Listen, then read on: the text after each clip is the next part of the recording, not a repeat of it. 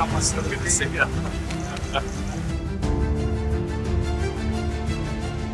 Jab the Vance kids met Prime Minister Modi. Images of a beautiful bond unfolded, and we weren't the only ones to notice. US Vice President JD Vance in Jaipur joked about how much his kids loved Prime Minister Modi, so much so that according to him, they weren't the best behaved at the Prime Minister's residence.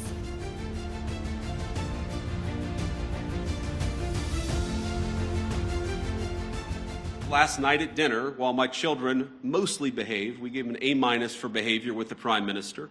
They've only really attached themselves to, they've only really liked, I should say, they've only really built a rapport with two world leaders. The first, of course, is President Trump. He just has a certain energy about him.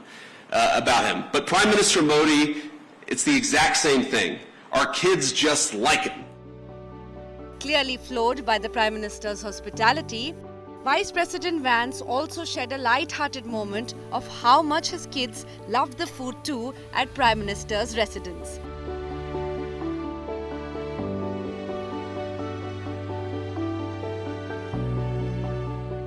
You know, my son Ewan is 7 years old. He's our firstborn son. And yesterday, after we had dinner at the Prime Minister's house, the food was so good and the Prime Minister was so kind to our three children that Ewan came up to me afterwards and he said, "Dad, you know, I think maybe I could live in India." Vance hailed Prime Minister Modi for his thoughtful gifts to his kids a few months ago when they met in Paris after Prime Minister Modi had ensured little Vivek got a birthday gift. Think about this. Amid a huge international policy conference, he took the time to stop by where I was staying, wish our second son, Vivek, a happy birthday, and even bring him a gift. The US Vice President also did not fail to take notice of all the excitement surrounding his beautiful wife, Usha Vance, and her desi roots.